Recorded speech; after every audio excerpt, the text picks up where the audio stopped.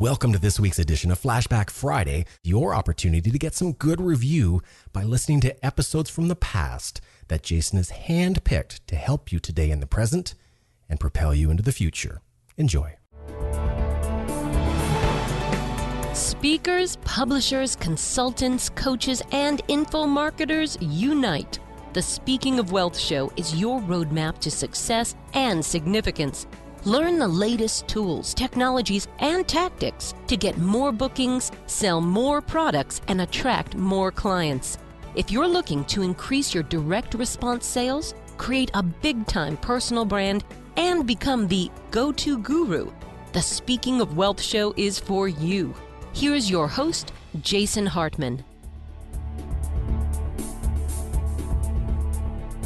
Welcome to the Speaking of Wealth show. This is your host, Jason Hartman, where we discuss profit strategies for speakers, publishers, authors, consultants, coaches, info marketers, and just go over a whole bunch of exciting things that you can use to increase your business, to make your business more successful and more passive and more automated and more scalable. So we will be back with a great interview. Be sure to visit us at speakingofwealth.com. You can take advantage of our blog, subscribe to the RSS feed, and many other resources for free at speakingofwealth.com. And we will be back with a great interview for you in less than 60 seconds. You know, sometimes I think of Jason Hartman as a walking encyclopedia on the subject of creating wealth. Well, you're probably not far off from the truth, Penny, because Jason actually has a 3-book set on creating wealth that comes with 60 digital download audios. Yes, Jason has that unique ability to make you understand investing the way it should be. It's a world where anything less than 26% annual return is disappointing. I love how he actually shows us how we can be excited about these scary times and exploit the incredible opportunities this present economy has afforded us. We can pick local markets untouched by the economic downturn, exploit packaged commodities investing, and achieve exceptional returns safely and securely. I also like how he teaches you to protect the equity in your home before it disappears and how to outsource your debt obligations to the government. And the entire set of advanced strategies for wealth creation is being offered at a savings of $94.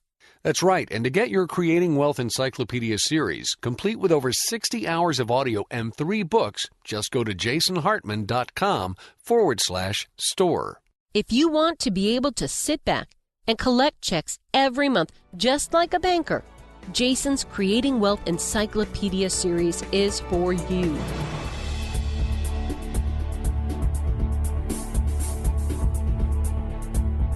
Hey, it's my pleasure to welcome David Newman to the show. He's the founder of Do It Marketing. He's a marketing speaker and author of the #1 Amazon bestseller, Do It Marketing, 77 instant action ideas to boost sales, maximize profits, and crush your competition. David, welcome. How are you?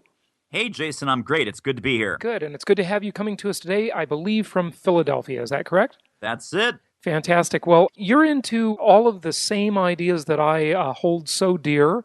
And tell us a little bit about your background and how you came to write the book, and we'll kind of go from there. Sure. Well, the book, the Do It Marketing book, actually came from my own entrepreneurial adventures, my own mistakes, basically. You know how you say, well, when you want to get in investors for your company, you have to use OPM, which is other people's money. And when you're in our business, you learn from OPM, which is other people's mistakes. That's a great way to put it. Oh my gosh. And I've made every mistake in the book. So my own background, I come from a consulting and a professional services background, worked for 10 years inside large companies, Towers Perrin, consulting companies, Oracle, PeopleSoft, technology companies, went out on my own about 13 years ago and literally made every mistake in the book. Overspending, underspending, trusting the wrong people, bad partnerships, crashing and burning a dozen different ways. Took me about 2.5, 3 years, Jason, to get my head screwed on straight. And then I landed on marketing and sales and business development. That was my area of expertise. That was what people were coming into me for. So I dropped everything else and focused on that, and I've had my head screwed on straight about for the last 8-9 years. But that could go at any second. I could slip back at any moment. Right, absolutely. Okay, so the book has got 77 things. You've got a very large table of contents here. And, where do you want to start? I mean, I guess the first thing is kind of understanding that it's about your audience, your tribe, your prospect. And you say, really? Oh, no, absolutely. Absolutely. I mean, it really is. Well, really, it's about clarity. So many entrepreneurs and even executives. So when I talk about marketing, my definition of marketing is whether you're an executive marketing your career, whether you're a business owner or an entrepreneur marketing your business, whether you're a nonprofit leader or a community leader marketing your cause. We're all in the business of marketing. We're all in the business of offering value, inviting engagement, getting people's attention, really winning people's attention. So the way that you do that has changed so dramatically in the last few years, not only social media, but just attention spans and the way people interact with each other, the way that social media has given us all super connected, super publishing powers, all of those things have come together to really change the game and sort of turn what we know about marketing and sales and business development completely on its head, completely upside down. So now there's some new rules. And the new rules are, first you have to win their attention, and then you earn the chance to win their money. Absolutely. And it's really a great opportunity at the same time, because all of these new technologies and new platforms that we have access to have made it so really incredibly inexpensive to start a business, to market a business. It's no longer about just throwing huge budgets at an idea anymore. It's really the way the marketplace is, like you say, you have to earn their attention. And that's rather organic for sure. And it's a great thing because the little guy can do it, and it levels the playing field in a lot of ways, but it also improves the quality of our messages and the value we have to bring to our audience or our followers. No, you are absolutely right. And there's a downside, though, to that as well, which is not only is all of these platforms are so abundant, all of these platforms are, for the most part, free, and those are the good things, as you mentioned. But, it's also overwhelming. So I work with so many small and solo business owners that they say, I don't know what to do. Should I be on Facebook, LinkedIn? Should I be blogging? Should I have my own radio show? Should I be doing podcasting? Should I be, submitting articles? Should I be doing press releases? And all of this marketing overwhelm and sales burnout, and people's heads are spinning. So the secret that I share with folks, Jason, is because there are so many choices and so many platforms and so many media that we can publish our expertise and attract prospects and clients. The key, and this is what 80% of people miss, the key is that you need to choose, you need to decide on only the marketing activities and the marketing platforms that you personally find easy, effortless, and enjoyable. Because if they're not easy, effortless, and enjoyable, that's where you get, you're spinning your wheels, you don't get any traction, and you're not going to do it. Exactly. Yeah. And it's all about doing it. So we got to figure out, first of all, get clarity on the message. And any advice on that, by the way? Oh, sure. So let me give you my little. Let's just step back one first. Yeah, exactly. Let's take a step back to the imaginary whiteboard here, and let's draw 3 circles. Because a lot of times you say, well, with entrepreneurship and with business in general, it's all about passion, and that is terrible advice. That's poisonous, deadly advice. It is not all about passion. It is 1/3 about passion. So imagine drawing 3 circles on a whiteboard. Circle number 1 is what you are passionate about. What's your topic expertise? What is it you want to share with the world? What kind of products, what kind of services do you have in your toolkit that you can get super excited about? That's 1/3 of the equation. Second circle, intersecting with that. The second circle is who. Who are you excited about? Who's your tribe? Who do you want to attract as your followers and fans and subscribers and supporters? And when we get to Kickstarter, we'll talk about that a little bit later, this becomes hugely important with any kind of crowdfunding platform. Third circle then is, okay, now I have what I'm excited about, what I'm passionate about. I now have my tribe. The third circle that sort of completes the circuit is, what are they passionate about? What are they passionate to become? What are they passionate to do? What are they passionate to learn? If you can connect those three circles and at the intersection of what you're great at and what you're passionate about, the intersection of that with your who and your tribe, and then the third overlay, what are they excited about? What are they committed to? What answers are they seeking? What problems do they need to solve? What are their urgent, pervasive, expensive problems where you can overlay what you do so it's a perfect fit and your products and your services essentially sell themselves because it's the right thing at the right time for the right group for the right reason, then you have a business. Anything other than that, and you're spinning your wheels and you're wasting your time and you're frustrated and sad. Very, very good advice. Very good advice. Okay, so clarity on the message and then enjoying the platforms we're using. You know, would you say for the solopreneur, for example, for the speaker, for the author, the person working by themselves, maybe they've got a VA, a virtual assistant, maybe not. You know, is there sort of maybe an optimum number of the number of platforms or number of things? You know, what if someone says, well, you know, I enjoy it all. I like all of this stuff, or I hate all of this stuff. Is it like maybe pick three main things, three main platforms that we can use? Well, it's not even three main platforms because, you know, when we talk about social media platforms or digital marketing in general, not just social media, that in and of itself might be one strategy. So I'm going to say pick two. Pick two overall strategies out of all the marketing strategies that are available to you. And by that, I mean, you know, let's kind of zoom out again, big picture. What's in the toolkit? There's the phone. There's networking. There's referrals. There's publicity and PR. There's trade shows and events. There's, you know, there's not an unlimited number, but there's, you know, 8, 9, 10, maybe a dozen overall macro level strategies. Out of those, I'm going to say pick two. And I'll use myself as a quick example. My two are internet marketing and free speaking. So I have a coaching side to my business, a small business marketing coaching side, and I have a paid speaking revenue stream. But everything good that has ever come to me, everything I've ever been able to monetize, everything that has paid the mortgage, everything that's been keeping me in business for 10 years has come from either an internet marketing strategy, and those have evolved, of course, over the last 10 years, quite dramatically. Or the last 10 days. Well, the last 10 days, exactly. Or, so it's either been internet marketing or it's been speaking. And then when I share this with people, Jason, people go, oh my gosh, so you don't use networking? I say, no, I hate networking.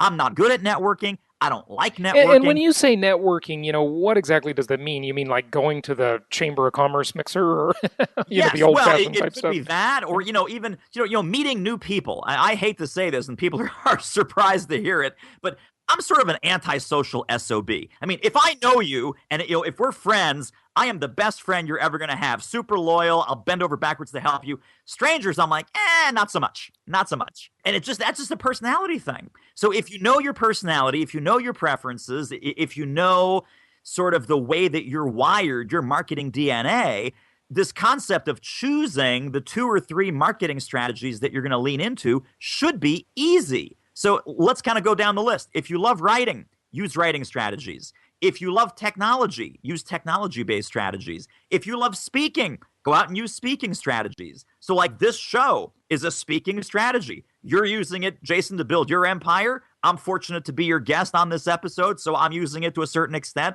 to build my empire. This is my free speaking strategy. And because we're on the internet, it also happens to fit into my internet marketing strategy. Right? So I'm a guest, and obviously you're the host in this case, but it fits for me, so that's why we're doing it. We're having fun.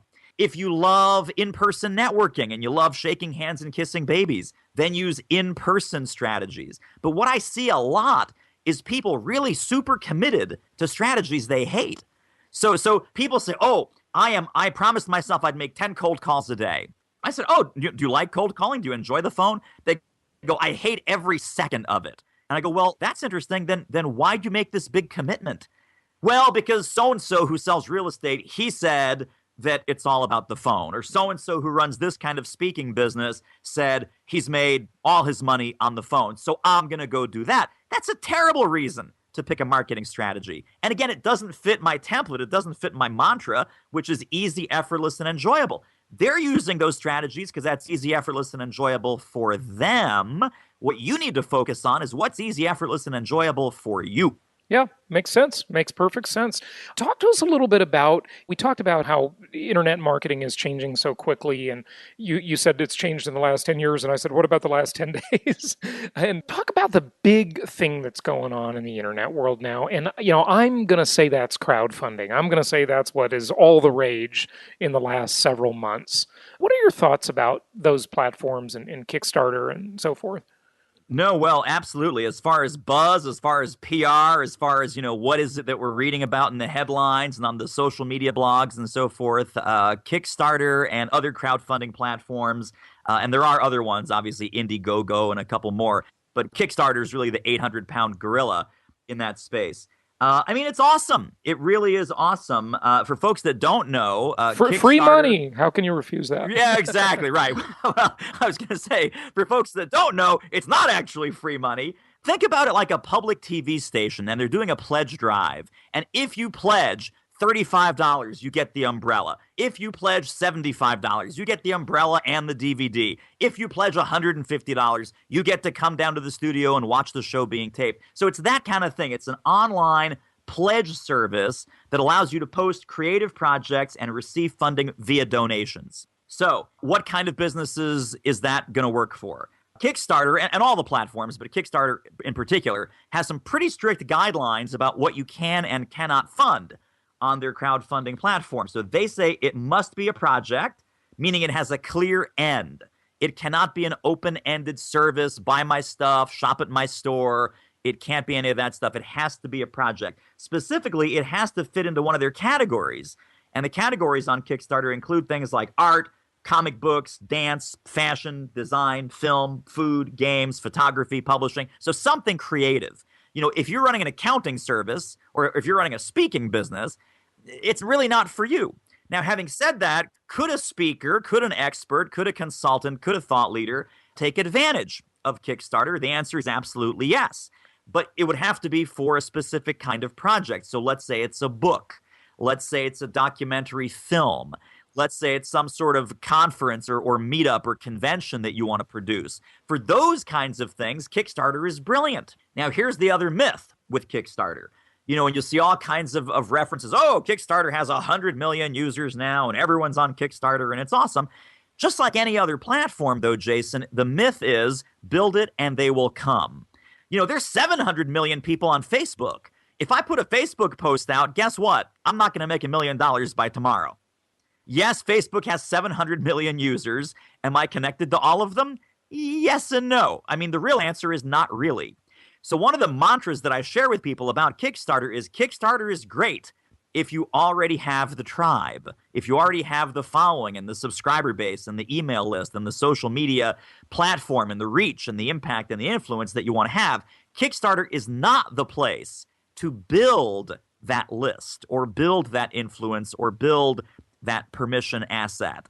It's great if you can bring it with you, but there are so many projects on Kickstarter, good projects, fun projects, smart projects, that don't get funded because people think, oh, I'll just post it, and because there's tens of millions of people on here every single day, they'll just find it. And that's not true. Yeah, you've got to do outside marketing, outside of Indiegogo or Kickstarter or whatever that platform is, in order to bring people there to your project. So you've got to have a tribe, a following that already trusts you, is interested in your content, is interested in what you do. Prior to, it's really, I had Harvey McKay on the show, and it's the favorite, he has the funny book titles, right? And the favorite title of any book he has that I like is Dig Your Well Before You're Thirsty. You say, totally. You talk about the tribe and the tent, right?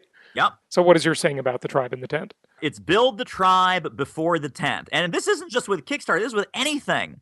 So your Facebook presence is a tent. Your blog is a tent. Your speaking, coaching, consulting practice is a tent.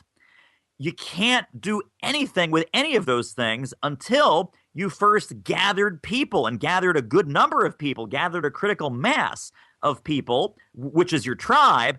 Then you can invite them under the tent. Then you can say, subscribe to my blog. Then you can say, join my coaching program. Then you can say, hey, here's my new project on Kickstarter. I'd love you to have a look at it. But, if we don't do that first, nothing is going to work. And people are great. Most entrepreneurs who are struggling are great at building a whole bunch of empty tents.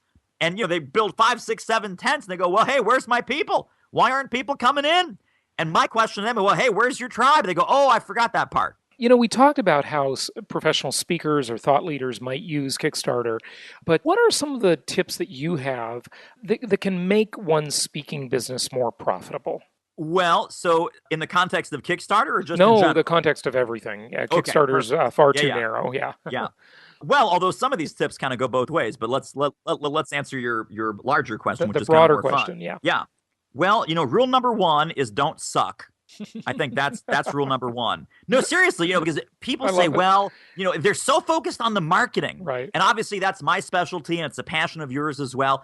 If the core product, if your speech is not awesome, if your consulting is not terrific, if your coaching doesn't deliver high impact value, if you don't have people who are just huge supporters and advocates and referral sources and fans offline, then nothing you do online is going to matter. So, the first strategy is to be good. I think it's Steve Martin that had the quote, and we see this all over Facebook and Pinterest. That's, people have made posters out of it. Be so good that they can't ignore you. That's Steve Martin's advice to up-and-coming comics is, how do you get famous as a stand-up comic? Be so good that they can't ignore you. So that's step 1. Now, let's assume, we'll give everyone the benefit of the doubt, that you're awesome speaker, awesome thought leader, awesome consultant, awesome coach. Then what you have to do is you have to really build a community. And the best way to build a community is to deliver value over time. And I'll give you an example. And Jason, I know you know this guy. I know this guy. We both admire the heck out of him just for his success, whether we agree with his principles or not. It's Seth Godin. Sure. Seth Godin has been delivering massive value probably for about 15 years now, since the late 1990s. He has a massive following. He's got the #1 marketing blog on the internet, period.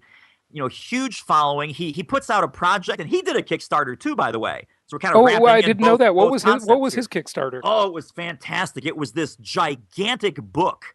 The book was called This Might Work. And it was literally, it's like a 50-pound book. And his books are usually really small, by the way.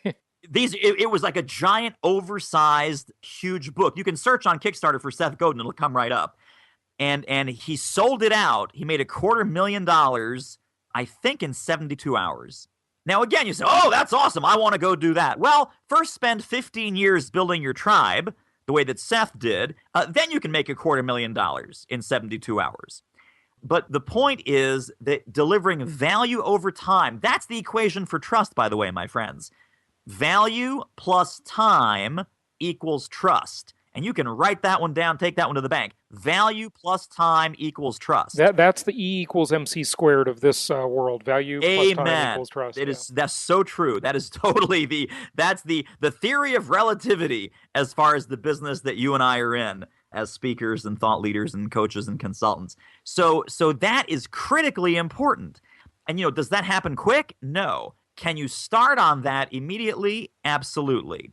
So I think that's one of the key things that people need to focus on is, number 1, have an awesome product or service. Number 2, offer value. Number 3, invite engagement. Make it a two-way conversation. Don't dump on people. Don't data dump. Don't spam. Don't say, hey, here's my stuff. Here's my blog. Here's my speaking video. Here's my coaching packet. No one cares. It's so tempting because all of the tools we have now with the internet and with technology, they're so scalable.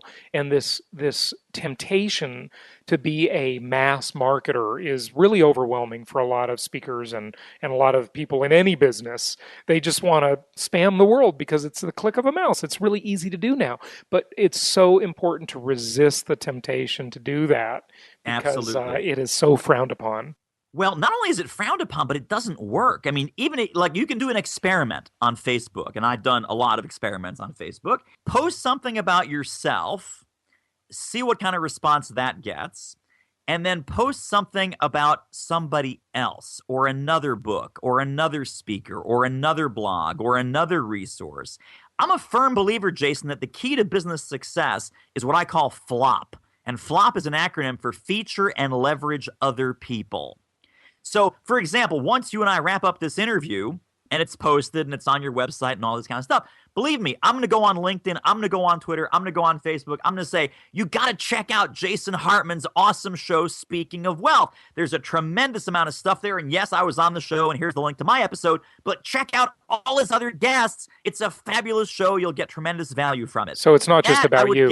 Exactly. So it's a yes and strategy. If you can feature and leverage other people, and sometimes I just feature and leverage other people, and I don't talk about myself at all, that gets reshared, that gets more comments, that gets more likes than any time that I do something that's like me. No one cares about you. They care about them. So if you give them, and resources and tools and value and questions and engagement and fun things that will make their lives better in whatever your area of expertise, but will make their lives better, believe me, that's going to get reposted, liked, shared. You will attract people to you instead of the self-centered kind of marketing that, Jason, as you say, is so tempting. It's crazy tempting, but that repels people away from us. Very good points. What do you think is coming next for our business? I don't know, maybe Kickstarter is sort of the big next thing, but in the world of thought leadership, in the world of professional speaking, what's kind of the future look like to you? Well, I think the future is going to be a hybrid model. So in other words, speaking, platform speaking, keynote speaking, conference speaking, corporate speaking, whatever you're doing, is going to be one of your distribution methods for your expertise. So I think, people are folks that are focused on the speaking business. I think we've had 3 layers of misconception. Layer number 1 is that you're in the speaking business, and you're not. And really, you never have been. People say, well, okay, you're in the meetings industry or the training industry. And that's not really it either. So the third level, if you kind of abstract this to the ultimate end result here, is you are in the expertise business. And whether you deliver that expertise online, offline, in person, virtual, one-on-one, one-on-many, live, internet, radio, video, podcast, doesn't matter. We need to attract people to our expertise. And then we need to monetize that expertise. And here's the twist. We need to monetize that expertise in the ways that they want to consume it. So people say, oh, well, should I have an app? Should I have like an Android app or an iPhone app or an iPad app? I said, well, I don't know. Does your audience consume information? Would they value it through that distribution channel? Well, I don't know. Well, I don't know is a bad answer to make a business decision Sure. on. Should I go out and try and hit the speaking circuit?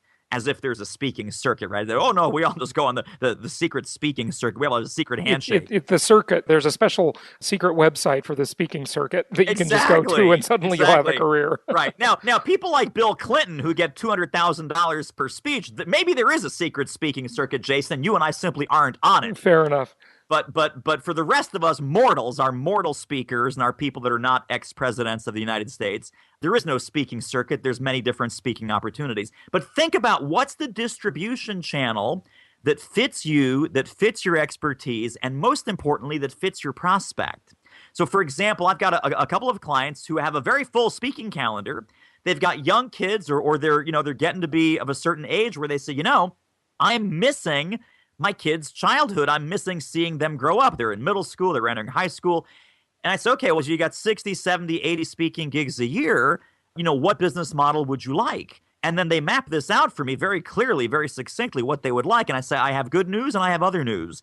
The good news is I think we can do something with you. The other news is you should have come to me 3 years ago, because it's very difficult to throw the switch and replace that income overnight if your primary distribution method was stand-up speaking, living in airplanes, living in hotels, drinking cheap coffee. You have to put the foundation in place now, so that if it's an online business, if it's a coaching and consulting model, if it's a membership or a continuity model, if it's a podcasting and kind of broadcast, narrowcasting, niche casting model, whatever it is that you want to do, you need to build that early, like Harvey Mackay says, right?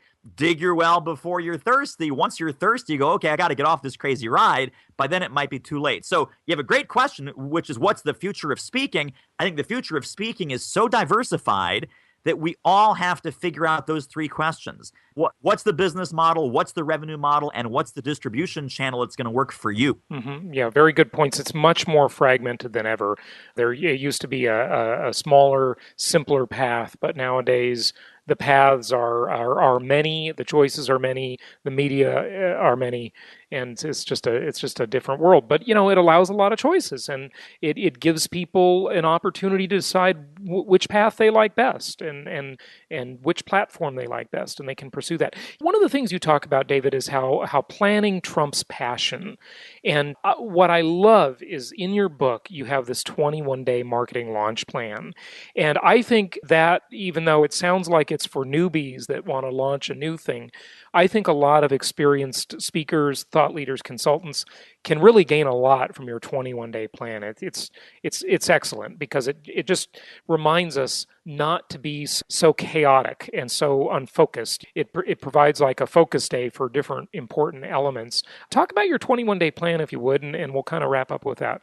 Sure. Well, so number one, thank you for your kind words about it. I appreciate it. And you're absolutely right that it's a 21-day launch plan, not necessarily to launch your business, but to launch your marketing in a different, focused, more stepwise, programmatic kind of way.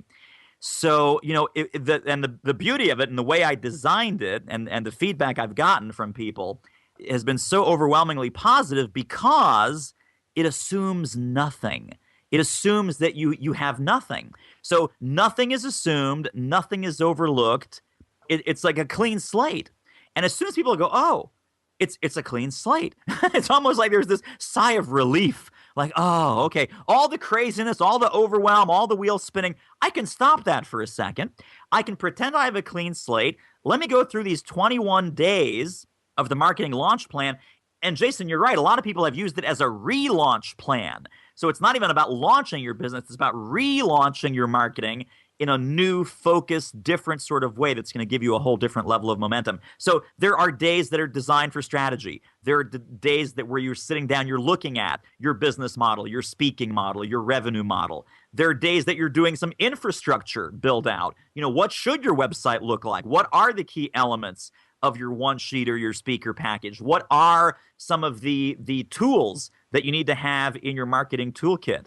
And then we look at how do we reach out to the world? How do we target our market? How do we find specific prospects? So there's some sales tools in that 21-day launch plan as well. How do we research conferences and associations and companies that we want to speak and consult and coach and facilitate for? And then it's also a perpetual marketing plan because once you get through the 3 weeks, which is the 21 days, you can then lather, rinse, and repeat. And I've gotten so many kind compliments about this 21-day marketing launch plan. People are just relieved and they're excited and they're energized about their business because they've finally been able to separate the wheat from the chaff, stop the craziness, stop the wheels spinning, and finally get some traction in the kinds of directions that they want to go. Very good points. I mean, you've got days for developing a platform, understanding the customer or the audience or the tribe, whatever we want to call it. Yeah. Pricing products, branding, website stuff, even REST is in there, doing articles, submitting articles, product development, social media, et cetera, even an organization chart. So that's just a fantastic tool. Really, really helps develop a lot of clarity, and I think will give a lot of people listening a sense of control over their business and their destiny. Oh, yes. No, absolutely. And that's the key. I mean, if you can walk away from anything, Jason, if people can walk away from one of your shows or a book or a conference with 3 things, those 3 things are confidence, clarity, and control of their business. I mean, that's really the key. Is people, when they're kind of in marketing overwhelm or sales burnout, all they're missing is clarity of what they're doing and who they're doing it for, confidence in their messaging and in their platform, and then control of their business, control of their finances, control of their income. You nail those 3 things, and that's a great use of your time and energy. That's a show you should listen to. That's a book you should read. That's a conference you should attend if you can get that out of anything. Absolutely, absolutely. Well, David, this has been very valuable. The book, again, is entitled Do It Marketing, 77 Instant Action Ideas to Boost Sales, Maximize Profits, and Crush Your Competition. And I must compliment you. On Amazon, you have 5 stars, but it's not a small sample. That's 103 reviews, folks. So fantastic work there. And give out your website, if you would, where you have other resources. Sure. Well, there's a ton of free goodies on my website, Jason. Everything can be found at doitmarketing.com. There's free ebooks. There's a blog up there. There's a podcast. There is an app because my people like apps, and maybe you like apps too. And then specific information about the book and some resources that are connected to the book are at doitmarketing.com/book. Excellent. Good stuff. Well, David Newman, thank you so much for sharing your experience and wisdom with us today, and keep up the good work. And, as Nike says, just do it, folks. That's a great point. David Newman, thanks for joining us. Thank you.